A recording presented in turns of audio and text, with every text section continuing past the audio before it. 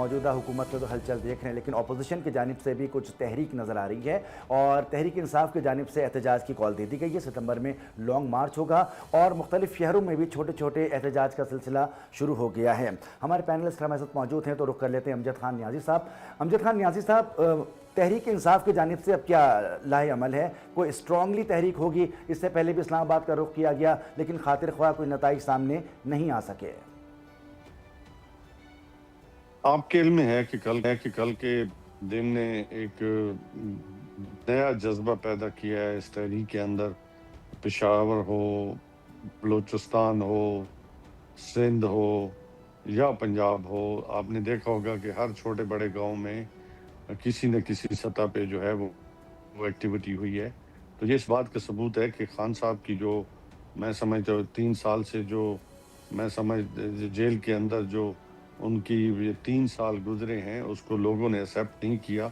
اور وہ سمجھتے ہیں کہ ہمارا لیڈر ہمارے ساتھ ہونا چاہیے۔ اس وقت جو پولیٹیکل انسٹیبلٹی ہے، اس کے خاتمے کے لیے ضروری اس بات کیا ہے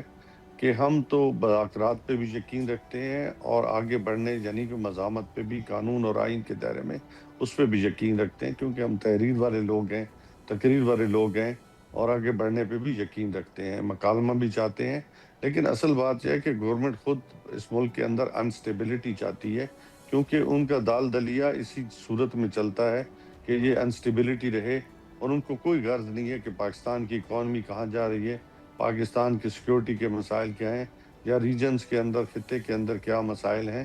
وہ اس چیزوں سے نابلد ہیں یا جان بوجھ کے کرنا نہیں چاہتے۔ یہ تو میری سمجھ میں تو یہی آ رہا ہے کہ وہ کرنا نہیں چاہتے، وہ چاہتے ہیں کہ اسی طرح جوں کے تو رہے اور حکومت میں ہم بیٹھے رہیں۔ چیزیں اگر سیٹل ہوتی ہیں تو آپ کے علم میں جیسے تالپور صاحب نے کہا کہ 100 کو 200 میں اور 200 کو 1 لاکھ میں بدلا گیا، تو یہ الیکشن کمیشن کی کارکردگی ہے، آپ خود اندازہ کریں۔ تو اس ذریعے تو یہ گورنمنٹ میں آئے ہیں، کاش کہ یہ ووٹوں کے ذریعے آتے تو ان کو لوگوں کا بھی احساس ہوتا، پاکستان کا بھی احساس ہوتا، اور پاکستان میں انسٹیبلٹی بھی چاہتے تاکہ ملک کی اکانومی بہتر ہو۔ لیکن یہ کسی چیز میں انٹرسٹڈ نہیں ہے، نہ یہ گورننس میں انٹرسٹڈ ہیں۔ تو خود آپ ان ماحول کو دیکھتے ہوئے اندازہ لیں کہ اس سے بڑا نہل اور نالائق ٹولہ جو ہے وہ ہمارے اوپر مسلط ہے، اور اس نالائق ٹولے نے ملک کی کیا سے کیا پوزیشن بنا دی ہے۔ جی بابر نواز صاحب، آپ کے اوپر ہی تمام سوالات آ رہے ہیں، چاہے آپ کے اتحادی ہوں چاہے اپوزیشن ہوں۔ اگر رخ کرتی ہے پی ٹی آئی ایک مرتبہ پھر ستمبر میں جیسے کہ انہوں نے کال دی ہے، تو ان سے کس طرح سے جو ہے پیش آیا جائے گا؟ حکومت کیا ان سے بات چیت کا راستہ اختیار کرے گی یا پہلے کی طرح طاقت کا استعمال ہوگا؟ دیکھیں، سب سے پہلے تو میں یہ بتاتا چلوں کہ ابھی تک تو ان کے اپنے اندر یونٹی ہے ہی نہیں۔ ایک چیز تو یہ ہو گئی۔ آج علیمہ خان نے جو بیان دیا شاید آپ کی نظروں سے گزرا ہوگا، جس طریقے سے انہوں نے اس کا وہ رسپونڈ کیا، تو یہی رسپانس آپ کو پورے پاکستان میں جو ان کے لیڈرشپ سے نالاں ان کے ورکرز ہیں ان کی طرف سے ہے۔ کل کا جلسہ ان کے گڑھ میں تھا، جو ان کا تخت پشاور ہے وہاں پہ تھا، لیکن ٹوٹل 15 سے 20 ہزار بندے اکٹھے کر سکے، جن کو یہ لاکھوں کی تعداد بتا رہے ہیں۔ ٹوٹل 6 کنال کا گراؤنڈ تھا، اس کو بھی کناتے لگا کے بند کرنا پڑا،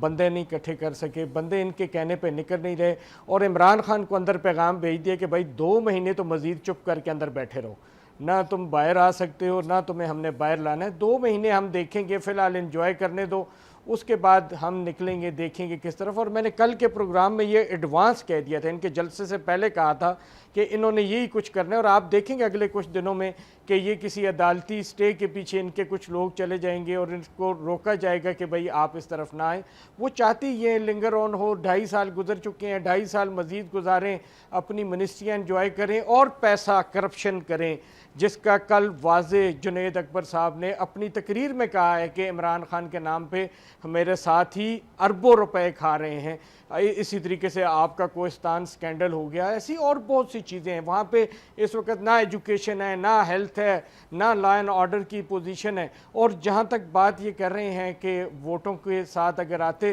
تو 2018 میں اگر ان کو سسٹم کو بٹھا کے اور ان کو آ کے وزیر اعظم کی کرسی پہ بٹھا دیں تو وہ الیکشن ٹھیک ہے، وہ یہ پھر اس کو ٹھیک کہیں گے۔ اگر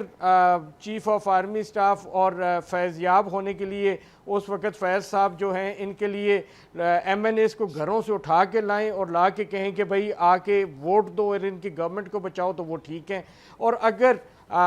جس طریقے سے میرے بھائی تالپور صاحب نے کہا کہ یہ فارم 47 والے ہیں، اگر صدر پاکستان بنانا ہو تو انہی جن کو آج آپ لن تن کر رہے ہیں یہ لوگ آپ کو ووٹ دے کے صدر بنائیں تو ٹھیک ہیں، یہ آپ کو اس وقت اگر گورنرشپ دیں تو وہ یہ ٹھیک ہیں۔ اگر آپ اس وقت یہ وہ سب کچھ انجوائے کر رہے ہیں جو ایک گورنمنٹ کرتی ہے، جب 22 میں پی ٹی آئی کی گورنمنٹ ختم ہوئی، پی ٹی آئی کی گورنمنٹ ختم کرنے کے بعد جس وقت گورنمنٹ تشکیل ہوئی تو اس وقت انہوں نے کہا جی کہ شہباز صاحب کو آگے آنا چاہیے، اپنی سیاست داؤ پہ لگا دی نون لیگ نے اس ملک کی خاطر، اس کو وینٹیلیٹر سے ہٹا کے اس کو ٹھیک کرنے کے لیے۔ جس وقت ابھی ان کی جو بات کر رہے ہیں کہ بھئی ہم تو اس کا حصہ بن کے پشیمان ہیں، یہ کیسے پشیمان ہیں؟ ہم تو اس گھر میں بیٹھے ہیں جس کی اوپر والی چھت کے اوپر جو ہے وہ تو گرمی آ رہی ہے، جہاں پہ ہم تپش سہ رہے ہیں، لوگوں کی گالیاں سہ رہے ہیں، لوگوں کے بلیمز ہمارے اوپر آ رہے ہیں، اور یہ تو نیچے والے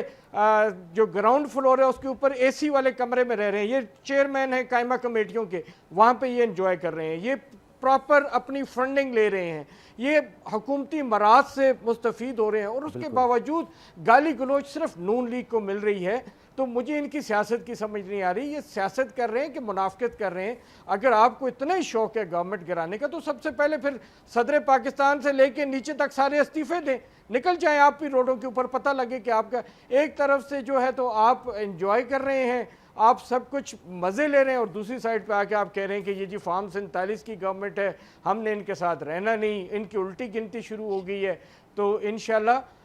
یہ حکومت 5 سال پورے کرے گی، اور یہ جو الٹی گنتی ہے انشاءاللہ یہ 2029 میں جا کے جس وقت نیا الیکشن اناؤنس ہوگا پھر دا گز اور دا میدان والی بات ہوگی، پھر مقابلہ کریں گے انشاءاللہ۔